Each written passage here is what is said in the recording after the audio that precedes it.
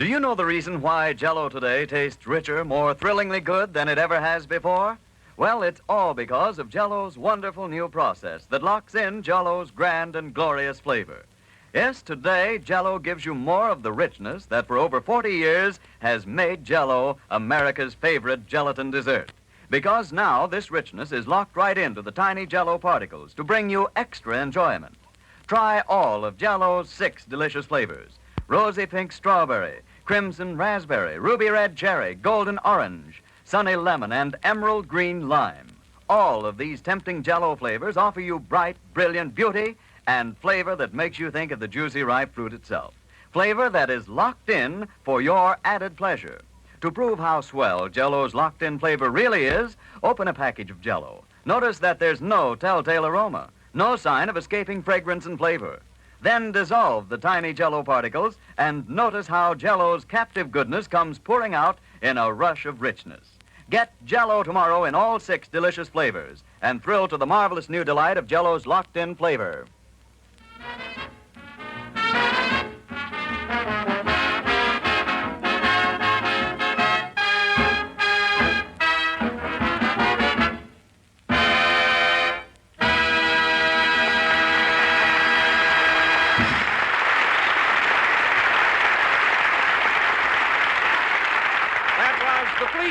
Played by the orchestra. Now, ladies and gentlemen, we turn back the clock and take you to the drugstore across the street from the NBC building here in Hollywood. The time is exactly 15 minutes before this broadcast. Take it away, drugstore.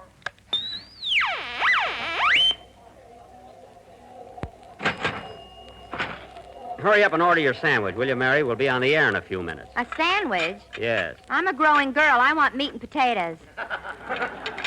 Well, all right, order a meat sandwich. And the potato chips here are very crispy. Every Sunday we have to eat in the drugstore. Why don't you take me to the Brown Derby once in a while? Mary, I'm not going into the Brown Derby until they hang my picture in the main dining room with the rest of the big movie stars. They can't treat me that way. What do you mean? Every time I want to see that drawing of myself, I've got to go in and wash my hands.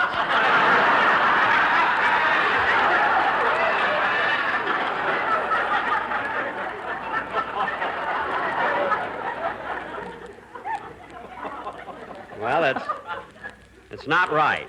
Oh, stop complaining. Say, Jack, look at this item on the menu. Jack Benny Special, 35 cents. A Jack Benny Special? What is it? A minute steak with a transfusion. Oh, these soda jerks think they're so smart. Hey, Gilroy, what do I have to do to get a little service around here? Take it easy, Blue Eyes.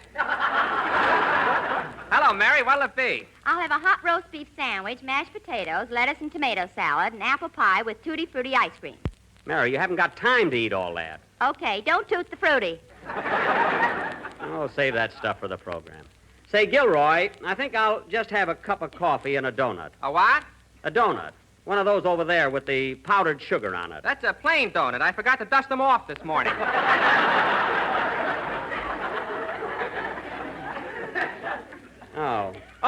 Oh, well, then never mind. Maybe I'll just have a cup of... Oh, hello, Phil. Hi, Jackson. Hello, Mary. Hello. Hey, Jack, get a load of Phil's slacks. They button on the side. Oh, yeah. Well, I'll be darned. I put on a pair of Alice's. Oh, my goodness. Why don't you open your eyes when you get up in the morning? They're open, Jackson, but they don't work till noon. No. What'll it be, Twitch? Well, smart guy. Give me a Phil Harris special. Okay. 1 ham omelet. Put a wave in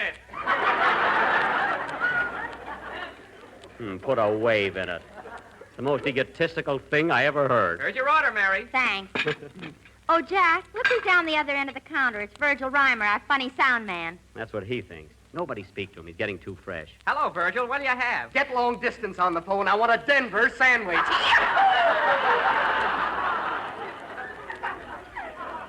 Oh, he's so clever. Say, Virgil, you sure got a lot of laughs at Camp Hahn last Sunday. You were the funniest thing on the Benny program. Yeah, and imagine what I could do if old Poison Puss didn't hold me down. Poison Puss. That's a fine way to talk about our sponsor. He means you. I know who he means. Wise guy. No kidding, Verge. You're terrific. Do you get many fan letters? I'll say. Remember that little poodle that used to run out and bring in my mail? Yeah? Well, I got a St. Bernard now. That's positively the worst joke I ever heard. I thought it was kind of cute. Me too. Yeah? You know, Virgil, I thought you had a lot of fun working for Benny. Fun.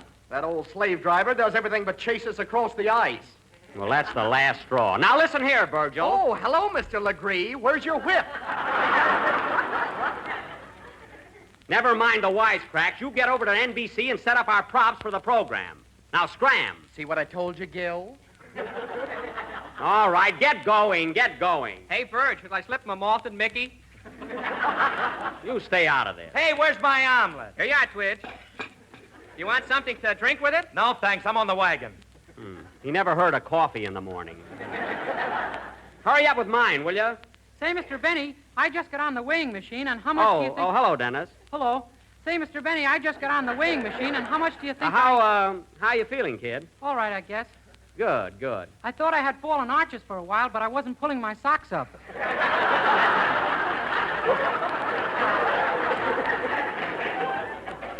Oh, I see. Thank heaven my girl can use those arch supporters I bought. Why don't you buy 'em, Jack? Because I don't need them. What makes you think I got flat feet? Plop, plop, plop. All right, young lady. Just for that, I'm not going to pick up your check today. I can carry it over to the cashier myself. I was going to pay it, too. Say, Mr. Benny, I just got on the weighing machine, and... Yes? How much do you think I weigh? How much, Dennis? 141 pounds, stripped. Stripped? I took the scale in the phone booth.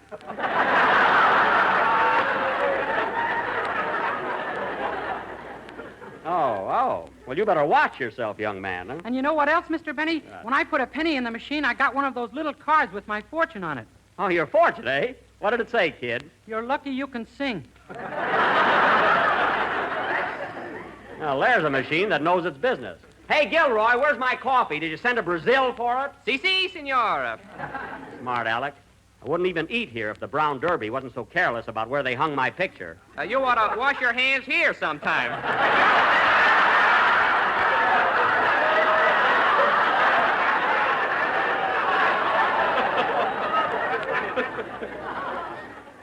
Well, I'll be darned. Hey, kids, you better snap into it. We're on the air in a few minutes. Okay, Don. See you later, Jackson. I'm going to run ahead and find out what my boys are going to play today. What? You mean you don't know what numbers you're doing? Weren't you at rehearsal? We didn't have a rehearsal. Frankie left the cards and chips home. Oh. See you in the joint, fellas. Be right up. Oh, say, Don. Don, come here a minute, will you? Yeah? When you introduce me today, I wish you'd do me a favor and say I just started my new picture at Warner Brothers with Ann Sheridan. Well, are you making a picture with Ann Sheridan? Yes, and it might be on the program today. You know, it might be a nice subject to talk about. You know, inject a little romance. What do you mean, romance? You're playing the part of her father, aren't you? I had that out with the director, and I'm now her husband. My new role will be great for the picture. It won't hurt the makeup business either. All right. Now, don't forget, Don. Warner Brothers, huh? Yeah. Be with you in a second, Mary. I want to get a tube of shaving cream.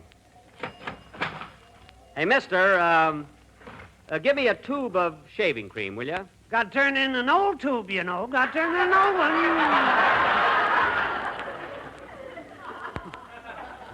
Look, I haven't got an old tube. Now, hurry, will you? Government regulations. But look. I don't make the laws, you know. No, look. Wait. Come on, Jack. We'll be late for the program. I'm coming. Now, look, mister, forget the shaving cream. Just give me a cigar. Got to have an old one, you know. Never mind.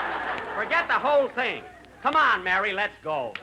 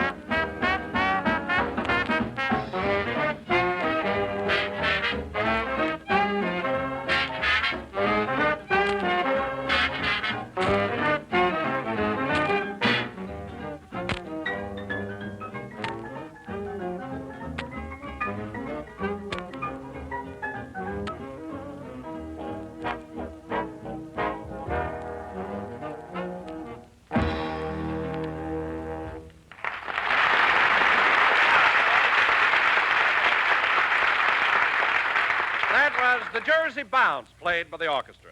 And now, ladies and gentlemen, we bring you a man who has just started his new picture for Warner Brothers with lovely Ann Sheridan, Jack Glamour Boy Benny.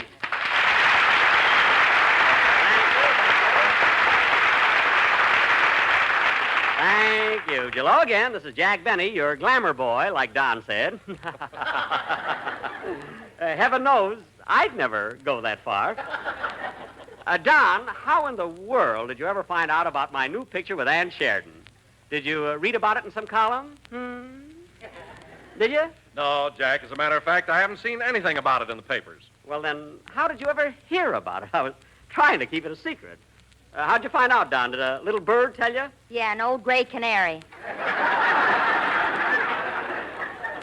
Canary.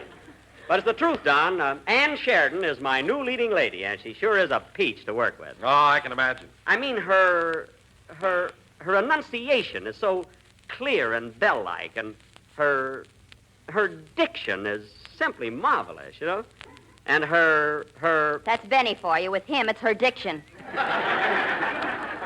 Well, she is beautiful, I'll admit that. And confidentially, Don, I think her husband, George Brent, is a little jealous of me. You know? What do you mean? Well, he happened to visit the set the other day just as Ann and I were doing a love scene. And right in the middle of a kiss, he got mad and walked out. Well, naturally. Why did you kiss him?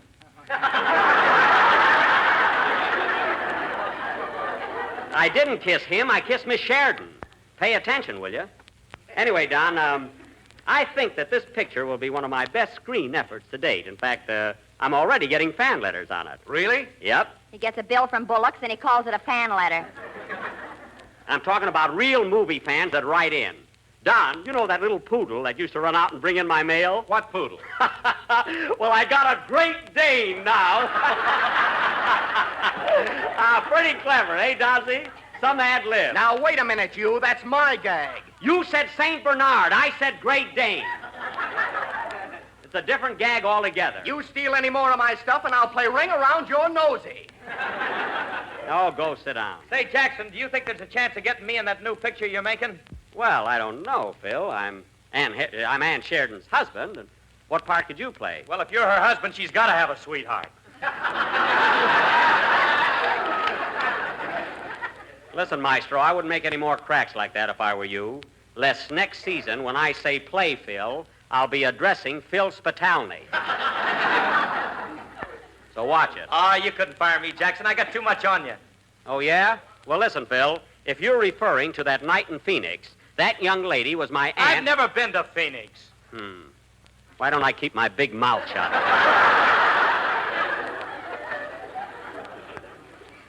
Anyway, Phil, don't think I can't get along without you. Say, Mr. Benny, Oh, hello, Dennis. you met me in the drugstore, remember? Oh, yes. Say, Mr. Benny, can I come out to the studio and watch you work on your picture someday? Why, certainly, Dennis. Anytime you feel like it. That's swell. And say, while I'm out there, would you mind introducing me to a certain somebody? As if I didn't know, huh? Who do you mean, Dennis? Oh, you'll tease me about it. No. Who do you want to meet? Edward G. Robinson. Well, that I never figured. Well, it's about time for your song, kid, so let's have it. Okay. Hold it a minute. Come in. Mr. Benny, Yes. would you be interested in a toupee with no cuffs on it? Get out of here! You ought to see his head, folks. The only thing he can part on it is his eyebrows. Sing, Dennis.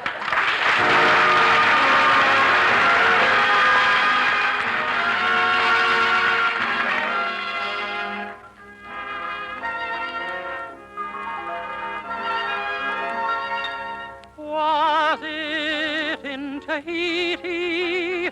Were we on the Nile? Long, long ago, sayonara, so I recall that I saw your smile. I remember you. You're the one who made my dreams come true a few kisses ago. I remember you.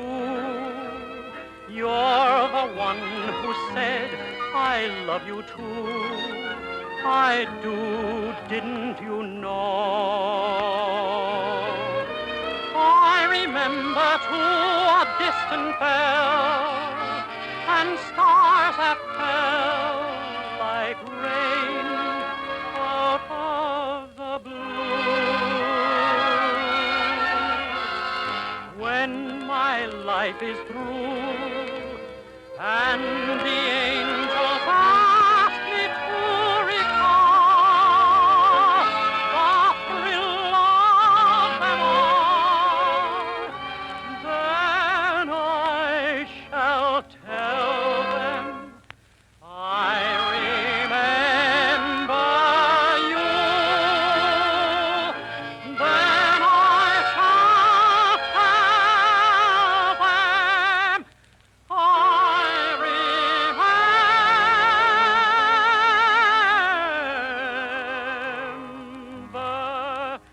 you.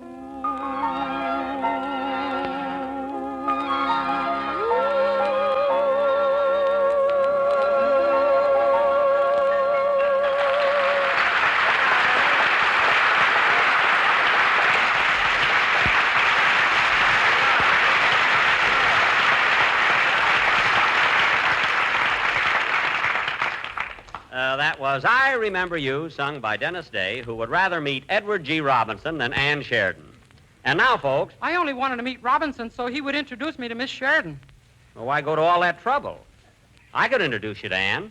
Well, I wanted to meet her for nothing.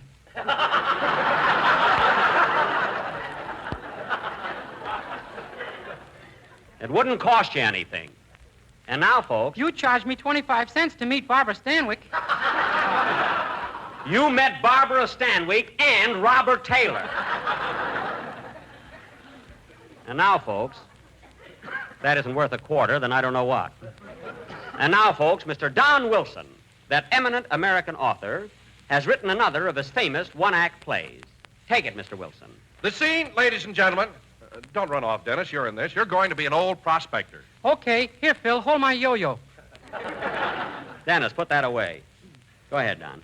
The scene, ladies and gentlemen, is the home of Mr. and Mrs. Rufus Lemaire, who live in a cabin on the edge of the Mojave Desert in a desolate part of the West. They're just finishing their evening meal. Music, please.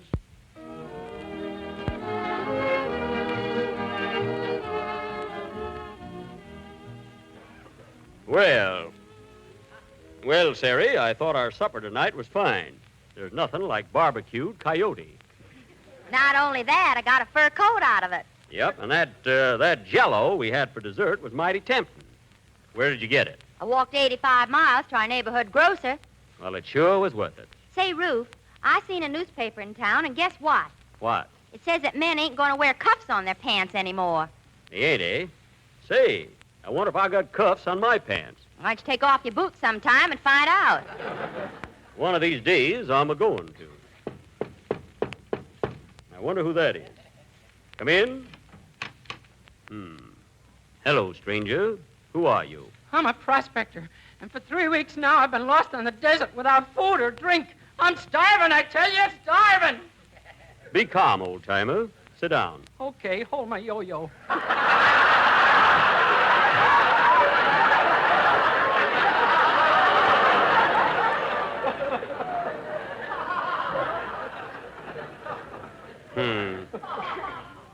A fine prospector. I'm starving, I tell you, starving.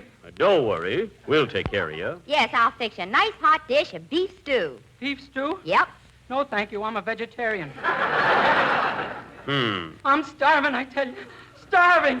Be patient. We'll think of something, stranger. Say, would you like a nice lettuce and tomato salad? What kind of dressing, French or Thousand Island?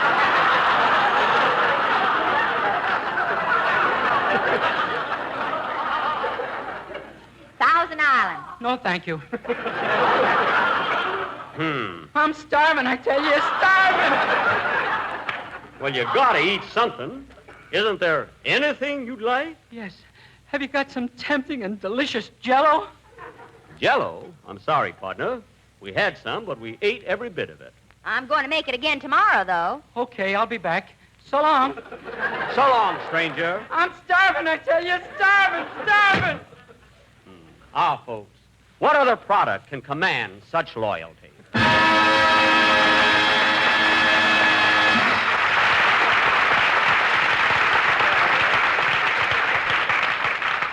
That little drama, ladies and gentlemen, was written by our own Don Wilson. And, Don, that's the best one yet. Oh, I don't deserve too much credit for it, Jack. You see, that was a true story. I believe you.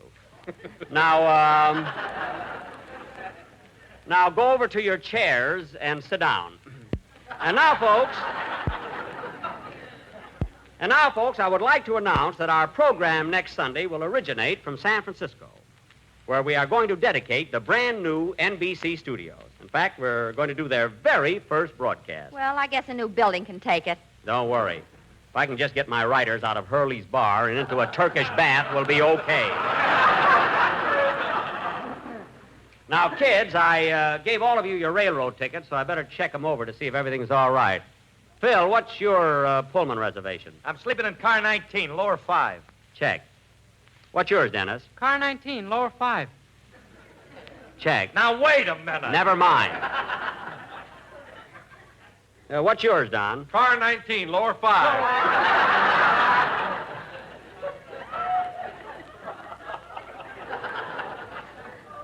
Check. What's yours, Mary? Upper 5. Thanks, Jack. Don't mention it. Well, everything's okay, so remember, fellows, be at the station 1/2 hour before train time. Now, take it easy, Jackson. 3 of us can't sleep in one berth. Oh, of course not. We won't be comfortable. Listen, Don, in the days of vaudeville, the 4 Marx brothers slept in one berth, and they had a harp besides. So stop beefing. Well, Jack, if I was as thin as the 4 Marx brothers, I wouldn't complain. Don, the tickets are bought, and that's the way it's going to be. That's a lot of hooey about the Marx brothers. How do you know they all slept in one berth? Jack was in the baggage car with Fink's mules. You said it. In those days, when I said I was going to hit the hay, I meant it. Anyway, fellas, it's a short trip, so don't worry about it. Say, Mr. Benny, where are you going to sleep? Well, Dennis, on account of my insomnia, I think I'll just sit up in the chair car and read. I'll get a magazine. Well, buy a Popular Mechanics and find out how 3 guys can lay down in one berth. Who said lay down? Lay down or lie down? Which is correct? A lot of good that'll do us. Listen, kids, will you please stop being so fussy? Say, how am I going to get up to San Francisco? By carrier pigeon? Virgil, you're not going to be with us next week. You can tune in and listen. I wouldn't listen to this program if it was the pot of gold and I had the only telephone in the country. Oh, you wouldn't, eh? That's topping him, Jack. I wasn't trying to top him. I don't want to hear any more about our trip. We're going there. We're going to open up the new studios, and immediately, as soon as... Hello? Hello, Mr. Benny. This is Rochester. Oh, hello, Rochester. What do you want? Well, boss, he did it before and he did it again. What? What are you talking about? Carmichael just came out of hibernation and I can't find the gas man. You mean my polar bear woke up already? Why, he's not supposed to come out of hibernation till May 1st. He's early. So was the gas man. Stop dreaming things up. Tell me, Rochester, was Carmichael in a good mood? Well, yes and no. What do you mean, yes and no? When he first got up, he came over and hugged me and squeezed me and he even tried to kiss me. Well. And then he put salt and pepper on me.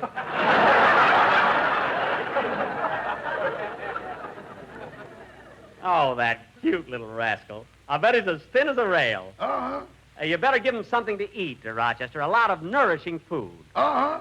What that bear needs is something fattening. I know one hunk of fudge he ain't gonna get.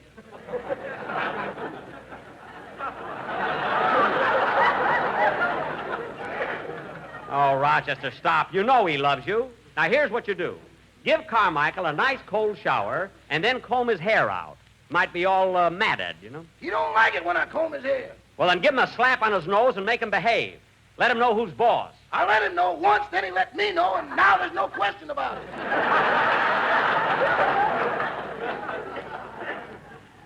Well, all right, Rochester. Just leave him alone. When I come home, I'll take care of everything. Goodbye. Goodbye. Oh, say, boss. Now what? I'm going up to San Francisco with you, ain't I? Yes, of course. Well, on this trip, am I going to be under 12 or a Pullman Porter again?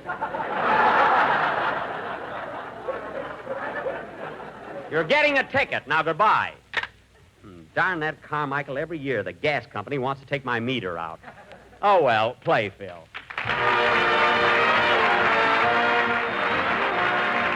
Here's a gay glistening dessert as bright and beautiful as spring itself. Jello cubes with strawberries.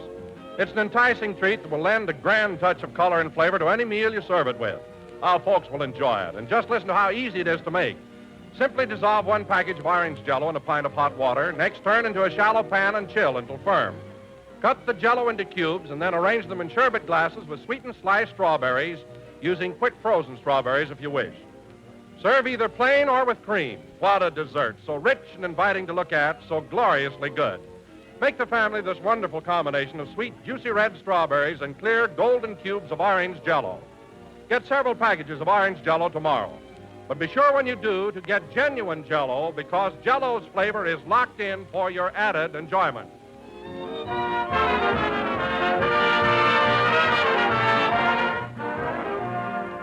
This is the last number of the 29th program in the current Jello series, and we will be with you again next Sunday night at the same time, broadcasting from the new NBC studios in San Francisco. So long, Jack. See you at the train. Wait a minute, Mary. We've all got to stick around today and put on a little entertainment for men in uniform. They'll all be coming in here in a few minutes. Oh, well, I'll just have time to write a poem. Oh, soldiers, sailors, and Marines, you're the nicest guys I've ever seen. Save it. Good night, folks.